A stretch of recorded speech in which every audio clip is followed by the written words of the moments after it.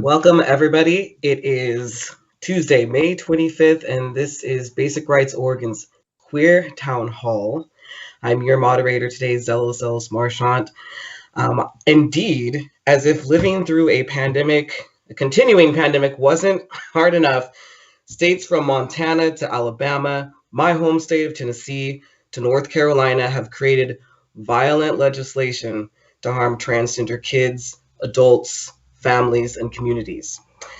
As of this town hall, airing right now, there are close to 50 anti-trans legislative movements in the US alone that target gender-affirming healthcare, that propose banning students from participating in sports, restrict public accommodation, and to produce protections that make it legal for doctors to assist transgender patients as part of their standard practice. As an artistic director, educator, journalist, and activist, and a parent, I can testify that these proposed laws are ruinous for what we have considered as the cultural fabric of our world. We must see fundamental changes locally to give power to changes in higher levels of organizing and what might prove itself to be good government. I would like to introduce our wonderful panelists, definitely heavy hitters today. Vivian Topping, Director of Advocacy and Civic Engagement at the Equality Federation. I'd also like to introduce Arli Christian, Campaign Strategist for ACLU, the National Political Advocacy Department. Kris Hayashi, Executive Director at the Transgender Law Center. And I do believe at some point Jenn Burleton, Program Director for TransActive Gender Project at Lewis and Clark College, will be joining us. Welcome, everybody. Thank you so much for taking time out of your busy days to speak to everybody and sound off about what's going on. I'd like my first question to go to Kris. Kris, you've had an amazing life and career helping transgender people coast to coast, and have been the executive director of the Transgender Law Center since 2015, as I understand it. As a person of color, can you expound on what issues specifically face the BIPOC trans community at large and in Oregon? We'd love to hear that. Yeah, absolutely. Thanks so much for that question. It's really great to be here with everyone today. Yeah, I mean, there's so much. I mean, overall, we know that trans people, and specifically Black, Indigenous, and people of color, trans people face ongoing violence, harassment, and discrimination. And we know that has been true and is still true today. And we also know that all of the ways in which our communities are just struggling to survive and have our basic needs met has just gotten so much worse during the time of COVID-19 and a global pandemic. We also know that the violence and murders that our communities face continue. We are at almost 30 murders of transgender people in this country at this point, and we are not even at June. And the majority of the murders are of Black trans women and femmes. I know that there was recently a loss in Oregon, so just sending everyone so much love and care. You know, and we have been to one of the things I know we're going to talk about today. We've been facing an ongoing attack for at least since 2014 or so. So what is that, like 7 years or so, by the conservative right through specifically state level anti-trans legislation. And then, you know, we're coming out of the Trump administration, in which our communities face just a relentless and strategic ongoing attack on our lives, rights, existence, and humanity. And we know that Black, Indigenous, and people of color trans folks are most deeply impacted by all those attacks. And then the last thing that I'll just raise up, you know, and there's so much to say on this topic, is that we also know that trans migrants, and specifically most deeply impacted are Black trans migrants, have faced ongoing violence and harassment and assault within immigration detention facilities here in the US, and face so many barriers when it comes to immigration and migrant justice. We know that 2 trans women have been murdered in ICE detention over the last couple of years, including Roxana Hernandez. TLC has a wrongful death suit on behalf of her family. So, I mean, I would say that bottom line for trans folks of color, BIPOC trans folks, that there's just ongoing struggles to survive on a daily basis. And then the last thing I'll say, and I just think it's important to say, is that at the same time, it's particularly Black and brown trans women who have continued to lead our movements, who've continued to fight for our rights and justice, and who, particularly during this time of COVID-19 and a global pandemic, we've seen the ways in which our communities have stayed grounded in our roots, because we know that we've always taken care of each other. We've always made sure that folks have food, that folks have housing, that folks have safe places to stay. Like, we have always done that for each other, and specifically Black and brown trans women have held much of that. And I just need to raise up the ways, particularly over the past year and this time of a pandemic, that we've seen that in full force, particularly in times where many of the response efforts that were meant to keep people alive left us out. So I'll just close with that. Thank you. What would you say, Kris, is your prediction for the state of trans civil rights in Oregon in the next 10 or 20 years, and the US overall? What do you think? Yeah, I mean, I would say, like, I'll defer to other folks on kind of some Oregon specific information.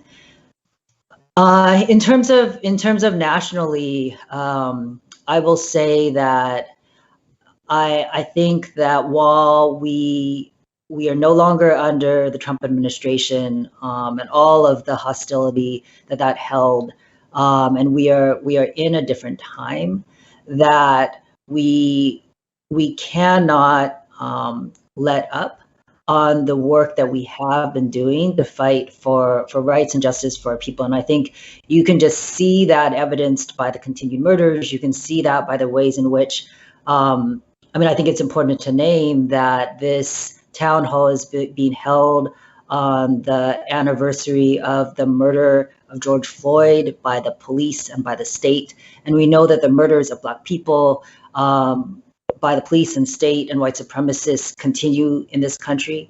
So I think overall, for trans people, what is most important is that we really need to stay vigilant. You mentioned all of the anti-trans legislation that we're seeing currently across the country, the majority of that targeting trans youth.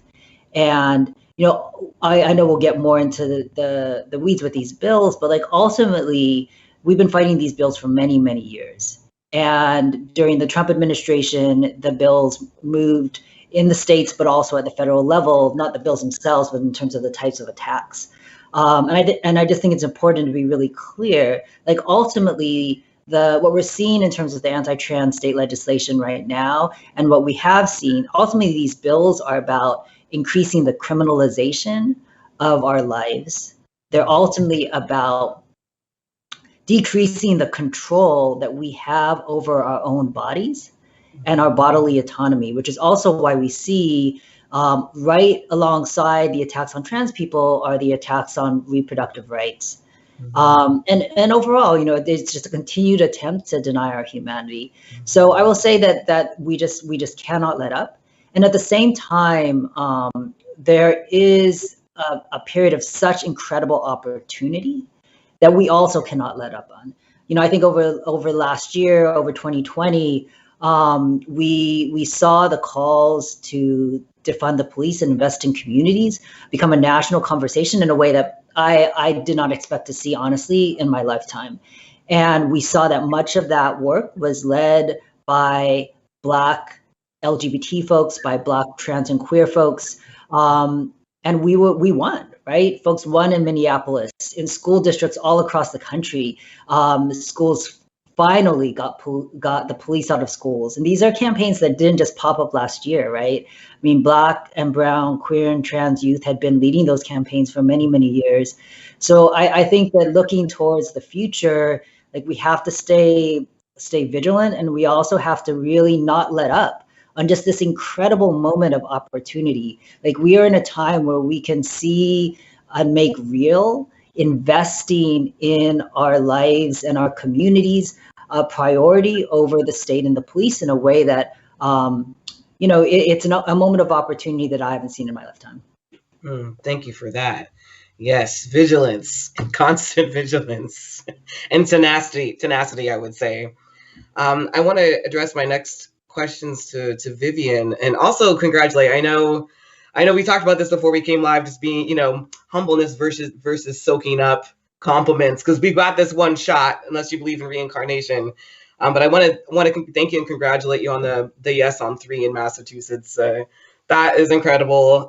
You're a powerhouse, quiet but ferocious. I was doing some reading up on you. I wanted to ask you, considering how close you are to the spirit of organizing, what are some of the political factors at play that are allowing these bills to move forward and in some cases become law? Like, as somebody I've been in Oregon since the 80s, but was born in the Upper South and my family's from there. So we all know how that might go. There is definitely an exodus of Black, trans, and queer folk and coming out this way. And so some might not be surprised even by what's happening in the South and the East. But all that to say, I certainly am for Tennessee even. So yeah, can you speak to that? What the heck is going on? Yeah, I totally can. I think that's the first time in my life anyone has referred to me as quiet. So thank you. Well, I just met you, so there's that. And thank you for those kind words about Massachusetts. I think the thing that we showed in Massachusetts was that when trans rights are up at the ballot, we will defend them. And we will defend them to the very last moment. And I think that's what we're seeing a little bit right now. I know you asked about political factors here. The biggest thing here is that these are a backlash to growing acceptance of transgender people, right? We see just from the win in Massachusetts, where we won by 68% of the vote to be able to defend non-discrimination protections for transgender people. We see it when we see that the vast majority of people support the Equality Act and non-discrimination protections for LGBTQ people, when the vast majority of people oppose all of the anti-transgender laws that we're talking about today. We know that the majority of folks are on our side. Right now, our opposition is really kind of pulling in misinformation about what it means to be transgender and what these laws actually do to confuse folks. I mean, I think for me, when I think about the political factors that are at play, first of all, there's a heavy pressure from these anti-trans activists that are using these misinformation tactics to spread lies about transgender people. And just to be very clear, trans people deserve dignity and respect, just like everybody else, and we deserve access to the best practice gender-affirming care that can save lives. That's it, at the end of the day. And those decisions should be made between transgender folks and their medical professionals, their medical team. That, at the end of the day, is where we should go. Legislators should not be diving into this, and this is not a matter up for debate. But we are seeing significant lies, kind of just lies and misinformation that get dropped by anti-trans folks. And we've seen that happen in the press just with the recent 60 Minutes interview that focused on trans healthcare that spread a lot of misinformation about what it means to transition.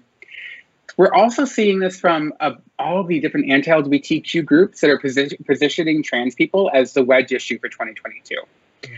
There are groups that have explicitly stated that their goal is to make it so that transgender folks, particularly trans kids, particularly transgender athletes, as the wedge issue for the 2022 elections. That's how they are going to get people to turn out. That's how they're going to try to win seats. That's how they're going to try to win elections. So what they have done is invested thousands of dollars into organizations to be able to do this work that directly attack children and directly try to take away the rights of children to live their lives. And we're at the point where we have families who are saying that they are unsure if they can live in the state that they're currently in. Arkansas has already passed a bill that bans medical care for transgender youth. So banning any kind of gender-affirming care for transgender youth in the entire state, which means that those youth have to figure out how are they going to get that care. If their families can financially leave, they'll leave. But the vast majority of them can't. And so they're ending up being used as this wedge issue for folks whose power is dwindling, trying to hold on to their power, and using transgender kids as their kind of bargaining chip, and then making it so that those kids have to upend their lives or potentially have to go off of this of the gender affirming care that they've been on before. I think the last thing I think is incredibly important to notice about these bills and the political factors that are at play here, while we know 100% that support for LGBTQ people and support for transgender rights is not a partisan issue, there are folks on both sides of the aisle from all sorts of political affiliations that can do this.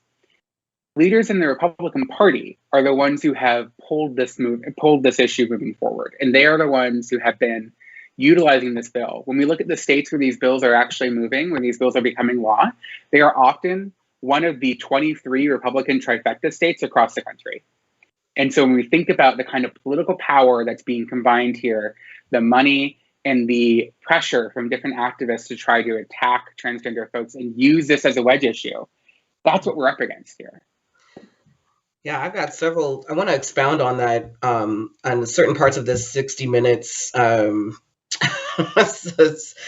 segment that came out. We all have a lot of feelings about that. But before I circle back and do that, I want to ask you, Vivian, have you found rural areas challenging in your organizing or in fighting back? Yeah, so I want to be very clear. I'm not a rural organizer.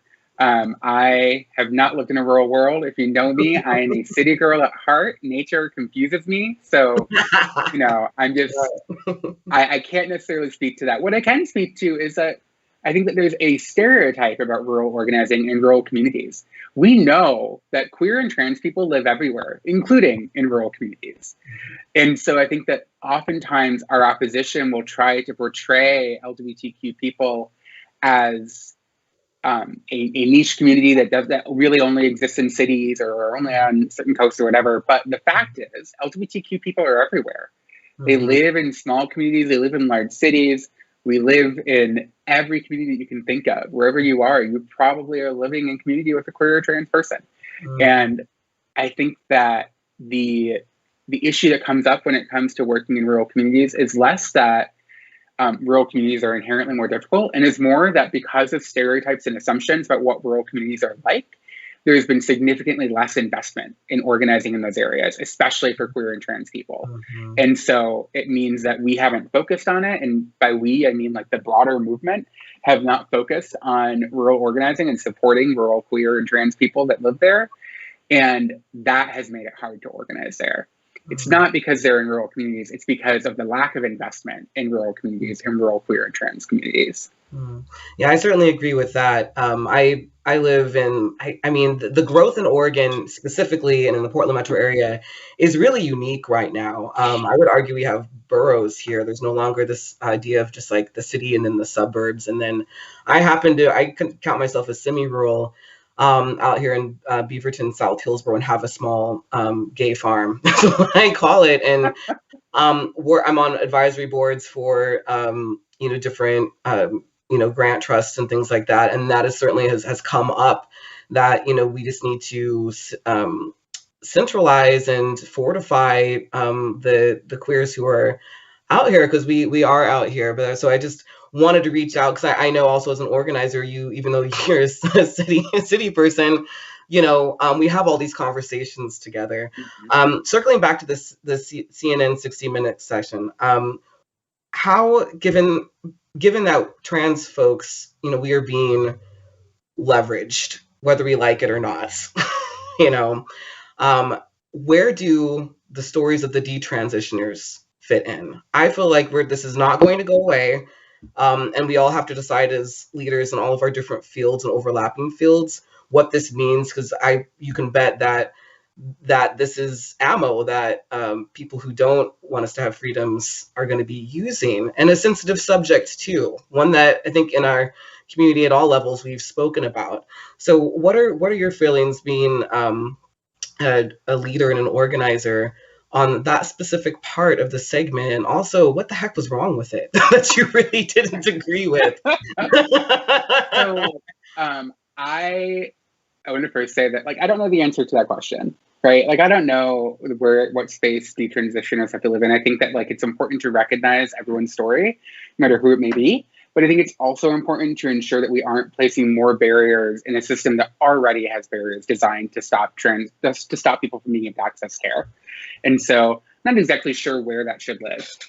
When it comes to that story, and typically it was at 6 Minutes on CBS that happened. I mean, I think it was, the issue that I have with it is that when we have about 150 bills introduced across the country that target transgender people, and there isn't a note of that, there isn't an understanding of how many bills have actually been introduced and who the targets have been, that's where I get frustrated. Because I think it's incredibly important for everyone to be able to share this story, whether you're a detransitioner, whether you're a trans person, whoever it may be. I think everyone should have the ability to share their story.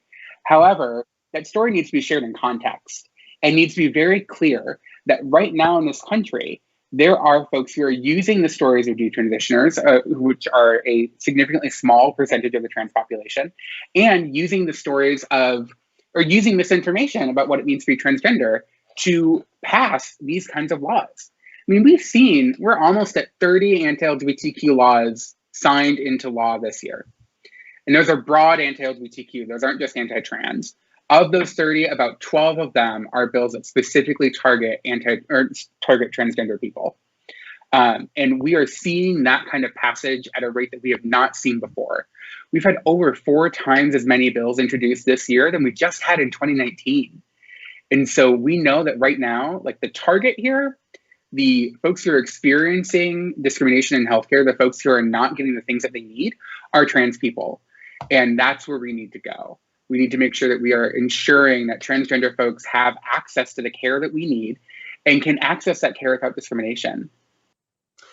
Yeah, exactly. Thank you for speaking to that. And I 100% agree on those.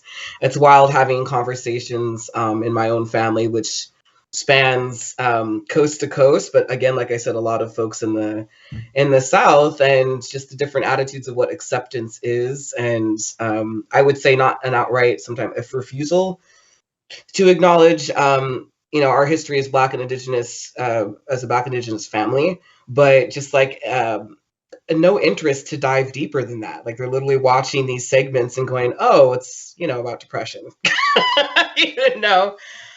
There is a question from the audience that I am going to get to, but I want to acknowledge Arli being super patient. Thank you. While we dive deep. Arli, thanks for doing all your work. I feel like it's just super important for us to acknowledge all the energy it takes for us to be us, separate from all the efforts we put in our organizations. Arli, all these laws are being enacted at a state level, which I find fascinating, which I think is also driven by conservatives' efforts to fortify their own grassroots organizing and their own municipal organizing. So is there, considering we're talking about youth, is there a role for the federal government to intercede and protect trans youth? Like, let's get real here. How hands-on active can we get? Because we all know how if we work really hard, it can trickle up or down. But obviously, especially as a Black trans person, I'm just like, I'm for direct action. So what do we got navigating government? What's possible? Yeah, so that's a great question, and it's so nice to be here with all of you and with the basic rights community. So glad to be having this conversation. And yeah, we are seeing, we are seeing these bills all over the states and through state legislatures, and some of that is what Vivian is talking about, is sort of the very politicized manner of this conversation and the way that folks are using trans youth as a political tool, which is just so horrible. But the federal government does have a role to play and should have a role here, right? And while they can't control state legislatures, we do have that whole separation between our state and federal governments. That is usually a great thing. We're seeing a moment where we have a federal government that has been very supportive of transgender rights, probably one of the most vocally supportive administrations that we've ever had. Biden has called transgender rights the human rights issue of our time, right? So that in itself is significant. but is not action yet. So we do want the federal government to help fend off these attacks in certain ways. And first, we would urge Biden's administration, the Justice Department, to support lawsuits that are coming to challenge these anti-trans laws. They are violation of federal laws. They're in violation of the U.S. Constitution. And we do need our federal government to step up here and say, this is unconstitutional, and we join, we join in lawsuits, and we're taking this to the courts.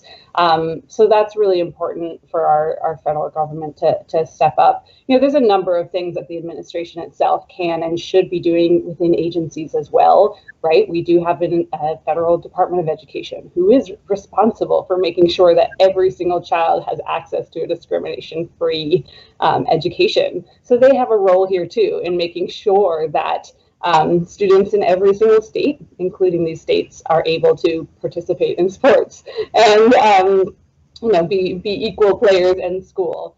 So there's actions there, but we'll also say there's also an important role for Congress to play in finally passing the Equality Act. It's been around for a while now. That's legislation that provides LGBTQ people with clear, consistent, comprehensive protection against discrimination in all aspects of daily life.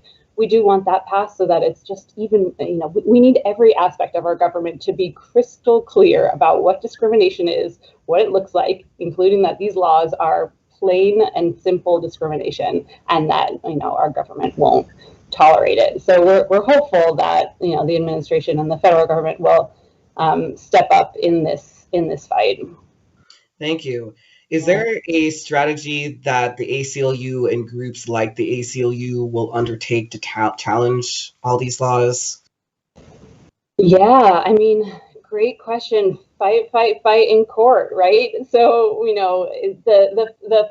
the fights across the country, as we saw these bills play out, the fights in the legislature, in the hearing rooms, were so important and so powerful. And some of the time we were able to defeat these bills, and some we weren't. Some of them got through, unfortunately. Part of ACLU's role and strategy is, when terrible bills like this pass, we sue them, right? So our legal team is in process right now of figuring out the complaints and kind of where to focus our attentions on these lawsuits. You'll actually probably see some announcements about lawsuits very soon against both the healthcare ban of banning trans youth from accessing healthcare, as well as our sports bans banning trans youth from participating in sports.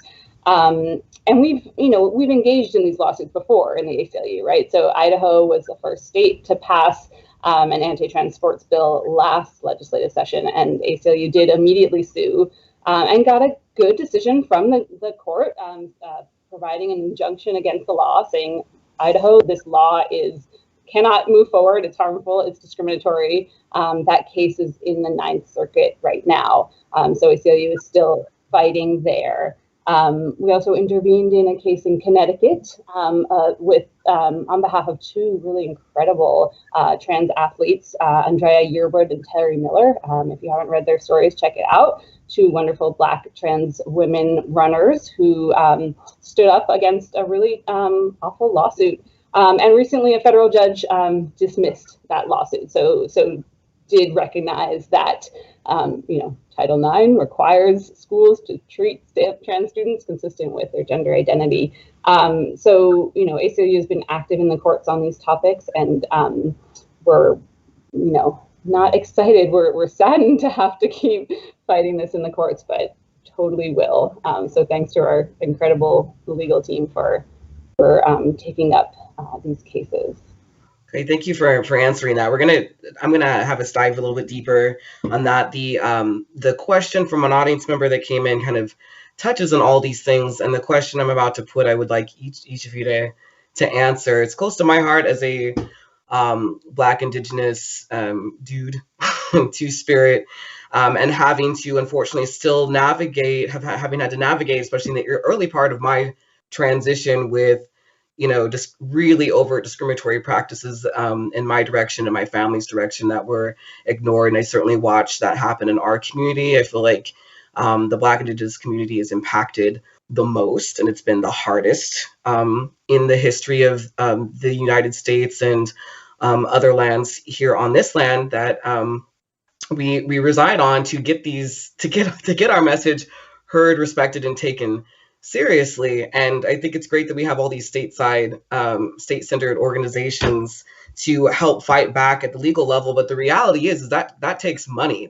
that we often do not have and no one is giving us. And so inside, I can speak for the when I'm organizing the Black community and the Indigenous community, it's like, that's great, but like, we can literally cocaine dial all the lawyers in a 60-mile radius, and we do, and they just don't see the value or publicity, as it were, in taking those risks. So the question that I got from the audience is, we have lawmakers take no risks passing trans persecution criminalization laws, and in fact, it buys them passion and votes.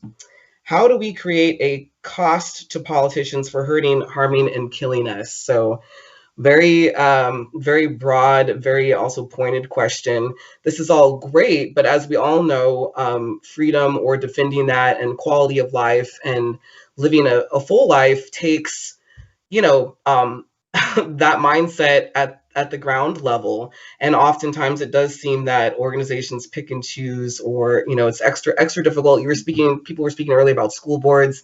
I'm the chair of the Black American Caucus in Washington County here in Oregon, and we just successfully kept two white supremacists from taking the school board. Thank goodness. But like, that took, somebody like me or people like me being here at the level, and people like, in the two-party system wanting to have that happen. So I'd love to hear each of your sentiments on that. What is that going to look like? We have all these protections in Oregon, but I got to say, I also just side-eye it, because it's not like anybody actually oftentimes does anything about that. BOLI's kind of a useless bureau. We hope that we get picked up as trans people as the poster child for freedom and have somebody back us. But can you speak to that? I'm going to circle back to Kris. You first. Thank you. Yes, thank you for that question, and also for sharing some of what's been happening in Oregon and some of the wins.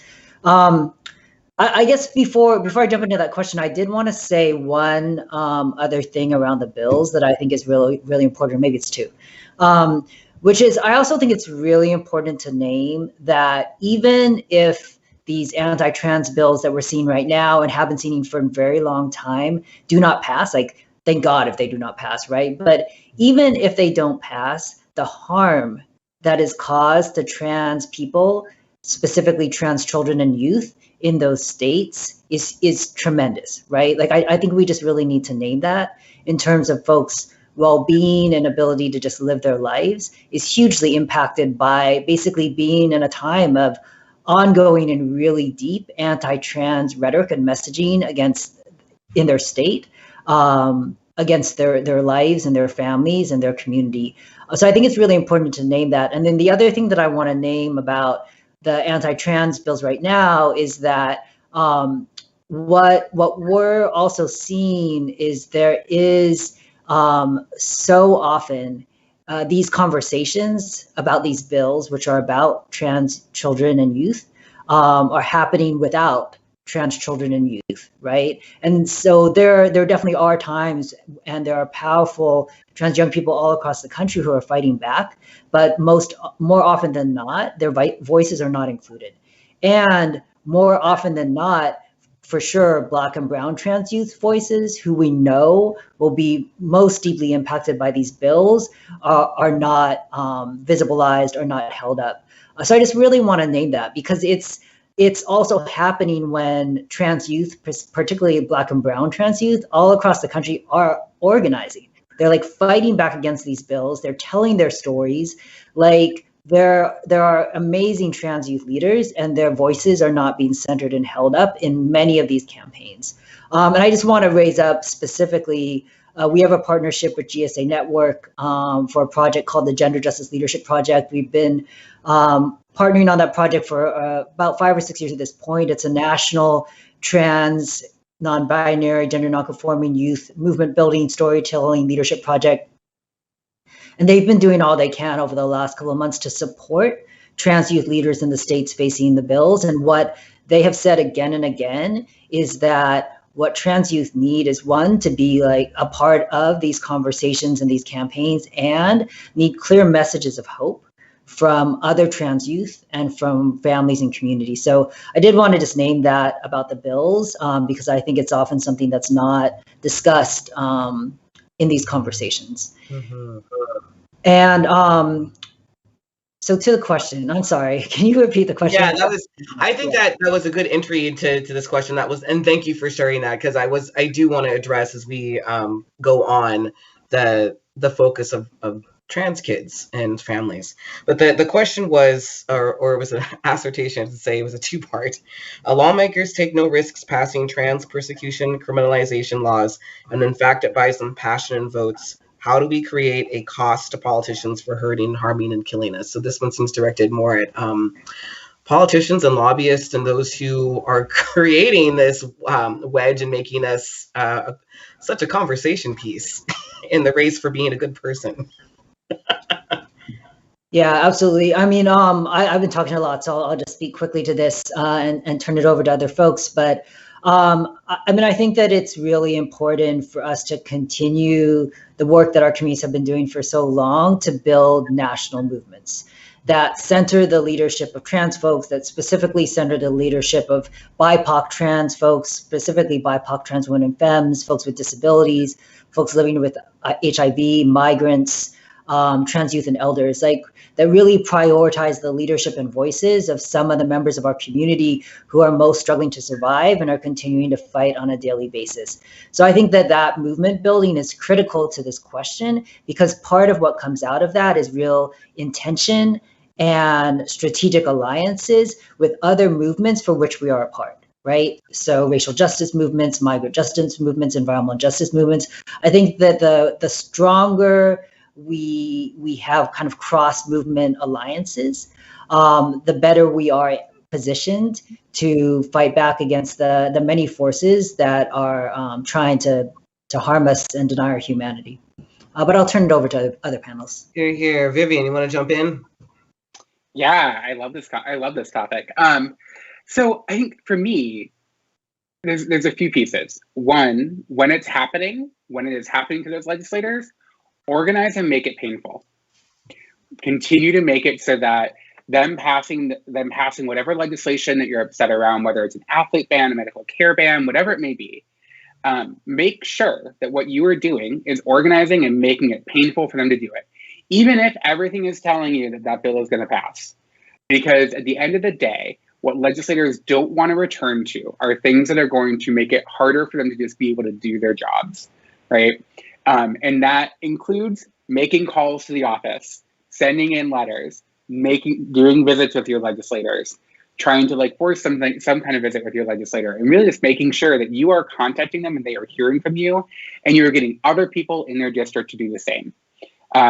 Because when you are calling the office every single day, or when people are calling the office every single day and calling throughout the day, and making it so that their staff members have to pick up a phone and listen to you and talk to you, that is going to make them notice you, and that is going to make them move.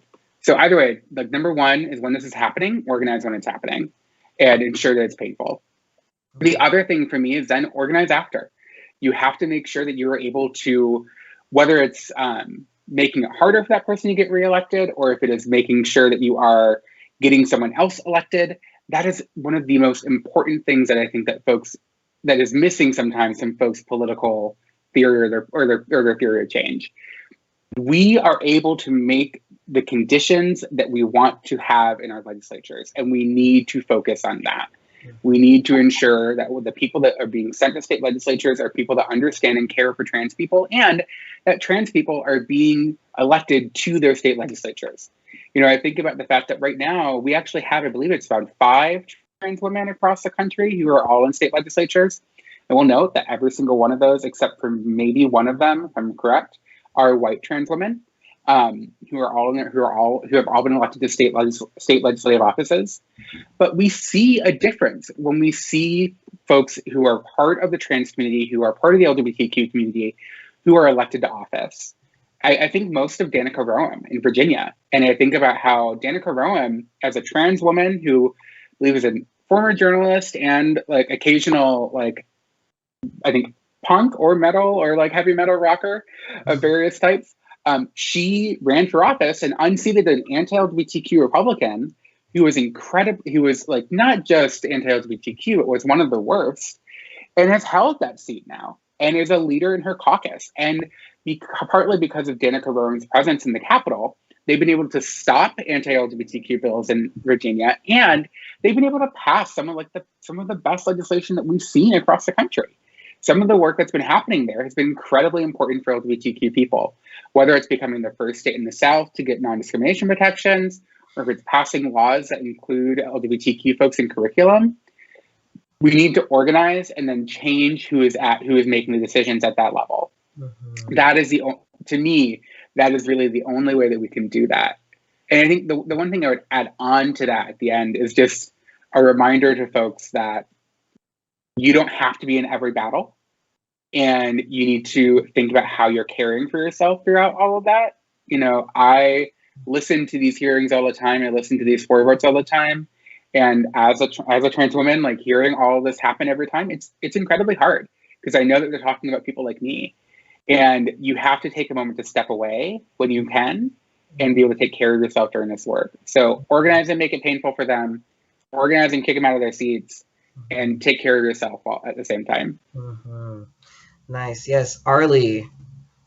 Yeah, I mean, such brilliance and really thoughtful. What both of you said makes me think about just the interconnectedness of all of the advocacy that is going on, right? So when we see these bills happening, we think, oh, we need to fight against this one bill. And it's really it's not about that bill. It is about the messaging that every single one of us are doing every day in our own communities, in our organizations, amongst friends, amongst family, amongst leaders in our community, and making sure that we're known as trans, as queer folks, as POC folk, as people who are able to tell our stories and help people understand them, because that's the ripple. That's the bill is just sort of the tip of that iceberg, and the work we do is just throughout the rest of the community. So I think what both of you are saying really just highlights the ongoing, tiring, but also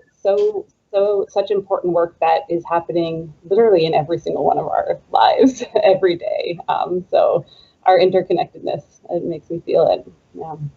Yeah, totally.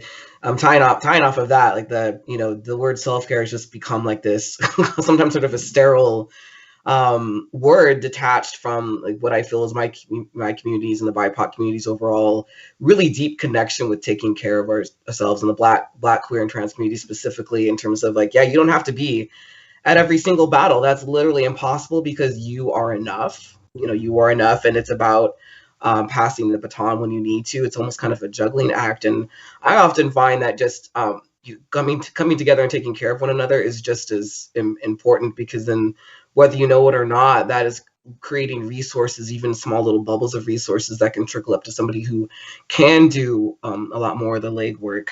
Let's talk about.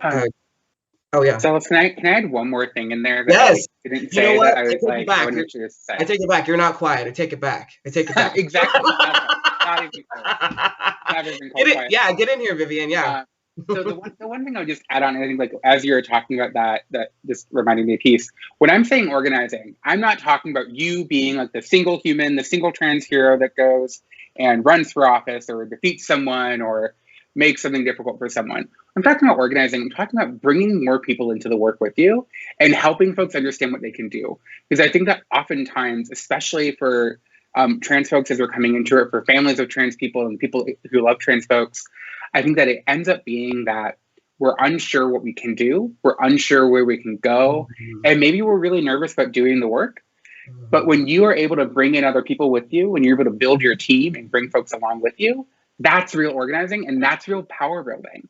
that's how you kind of win against these. You continue to bring in more people, even if they're people who you've never talked to about trans rights before. Maybe it's someone who, if they care about you, they care about you, and you can bring them into this work. And so I think like organize and make it hard, but also bring more people into the work with you and build that team. Absolutely. Yeah, that is so true, because success is scary separate from all these things, but I think it's even more scary when you barely have the spoons to get out of the bed, you know, and a lot of us, you know, we've all been there. We're like, what can I do? Or there's this like prescriptive idea of what we can do when it's, you know, it's up to us and our community. So here to that. Let's talk about our kids. Let's talk about the youth in the community. I get really frustrated as a parent how often it sounds like our kids are pod people. Like we already experienced that as trans and queer folks. Like we just came out of a special P-pod and boom, gay person, you know, trans person or whatever. But, you know, people brought us into this world, and then some of us have families, and I don't hear a lot about how what's going on is affecting families overall. You just hear the word families, but I want each of you to answer, where do trans kids and families stand with Oregon family law? And I get that, there's a lot of other states, so I don't expect all of you to know like the laws in every single state, but where are they standing right now? We know there's a lot of these legislative moves that are specifically making kids the battlefield. Kids always seem to be the ones that are being sacrificed the most. But where do they stand and going forward into these battles, going into 2022 and 23 legally? I'll start with Kris. Arli, you should totally go for it. I think you can answer better than I. Okay.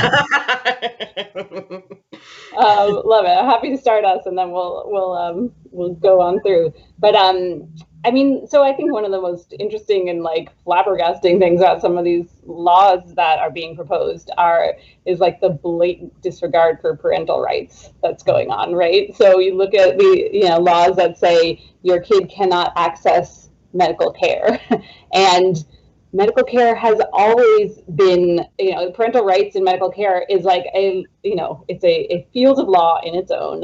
It's very well established. The medical community has a strong understanding of what things need parental rights. There's already been legal battles about when youth can go about treatment without parents, when they need parental treatment. The idea of a legislature coming in and saying, we don't care parents what you think, or like, we don't care doctors what you think about what is the best treatment for this child. We're going to tell you what is the best treatment. And so just the flying in the face of the rights of these parents to support their children has been kind of incredible to watch. So that's one piece. I mean, in terms of the legality of these bills in so many other ways, I do think the lawsuits that are coming are just sort of show that this type of targeting of trans people and then trans youth is just such a clear violation of discrimination laws, right? When you pick out a certain group of people and you say this group of people cannot either play on a sports team or cannot access medical care just in the same way that everyone else can, that's like what our discrimination laws say is not okay. So the legality in terms of discrimination law is also wild. And it's interesting to see that the lawmakers also don't care whether the law is valid and legal, right? They saw a lawsuit in Idaho of a very similar sports bill, looked at it, saw that a federal judge, a rather conservative federal judge, evaluated that law and said this is not constitutional, and continued marching forward with this law. They don't care if it stands up in court. They really don't. They care that they're about their political gain and that they're harming a certain population, that they're harming trans youth. So it seems to me, it's very transparent to me that there's no problem. There's not actually a thing that they're trying to resolve. They are just looking to use this as a political tool. And the courts have really already been pretty clear about about the fact that we can't just, cut certain kids out of participation in sports or access to medical care. So, yeah, pretty wild to see. Yeah, do you think, as I'm speaking as a parent, not just as a moderator, but do you think that Oregon specifically has a chance of becoming more inclusive of trans and queer parenting via its family law practices? I've experienced like a lot of people like going through real life stuff like divorce or mediation and stuff like that, and there's literally like no what's the word, literacy, no inclusive literacy for Black and Indigenous people and queer and trans people in family law. Not all judges, I find, just don't know what to do with us, lawyers even. And I think that that's really critical and a really important intersectional piece with protecting trans kids is protecting parental rights. Separate from trans issues, that has been a big issue in this country going on for a few decades now, as parents complain about one by one losing our rights to bureaucracy, where it's becoming a game of, you have a kid or you have a family, and you essentially are supposed to just go whatever the bureaucracy department says, whatever the school board says, or whatever becomes like another thing that you have to organize around. So I'd love to know from your perspective, are these conversations that people are having in your world, in the legal world? And if anybody else wants to speak to that, that would be really awesome, because as a queer parent, I think that's what we're all thinking about right now is like, this is great, but like this problem has been here before people found out we were trans, and none of that. And in Oregon, there's no real protections for that. We can say that there are, but how are we going to ensure that our families are supported? How are we actually going to protect parental rights? Because when you do that, then the kids get protected. There's a lot of focus on kids, and that's great too. The youth know what's up, but like, what about, the family dynamics? I would love to jump in here, Arli, if you're okay with that. Because I think that, and to be very clear, I'm not a lawyer, so I have no idea. I pretend to be one often when I'm doing legislative work, but I'm not a lawyer. But I think that the concept of parental rights also falls into some murky territory, because there's the rights of affirming parents of trans kids, or affirming LGBTQ parents to be able to support their children, or or ensuring like things like second parent adoption exist for LGBTQ families. But there's also the parental rights movement that focuses on being able to practice conversion therapy on their child, or being able to say or being able to stop their kid from accessing gender affirming care. And there's a lot of work that's been done around the country in specific places to make it so that minors can access gender affirming care, or not even just gender affirming care, but reproductive care and other things where it may be difficult to talk with their families about. And so I just want to like bring that into this moment too, just to keep in mind that like when we talk about the concept of parental rights and where that's at and where that stands for LGBTQ families, it is a murky area that legislatively can become very difficult very quickly. Arli, Kris, I'm not sure if y'all have anything to add in there, but I mean, I think that's so right. And I'll just add one thought to what you're saying, Vivian, is that sort of the same advice you gave about our legislatures, and that we need more trans folks in there. We need more folks who look like us in our legislatures. We need that in our judicial system too, because these laws are not going to serve us until we are the ones interpreting these laws, right? Our laws were written by a bunch of old white men, and so they are not serving our POC communities. They're not serving our queer and trans communities. And so we need better representation. We do need some rewriting and rethinking and different ways to think about our legal systems, because they're built in a very specific way that doesn't, like you said, Zillis, does not support our families, does not support the people who look like us. So representation is super important, and changes to our legal structure are also really needed. I'll just add in quickly. I know we're starting to get towards time, but just connected to this conversation around families, I would just really encourage folks to watch Fulton V Philly, which is going to be coming before the Supreme Court sometime soon. This is about a foster care agency that wants to use basically religious exemptions as a license to discriminate against LGBT families. So I think it's really important to watch what happens with that at the Supreme Court level, and to also name the real harm that foster care agencies have caused, particularly in Black families and dividing Black families and communities. But the use of religious exemptions as a license to discriminate is something that will continue to be used. And so definitely watch out for that Supreme Court case. Thank you so much. I know that was a deep, tough question, and you're right. It is really, really murky. Like it's really easy for us, I know, to say like this needs to happen, but it all takes a lot of thoughtful strategy. We are winding down, but I want to ask, and Kris kind of spoke to this a little bit ago.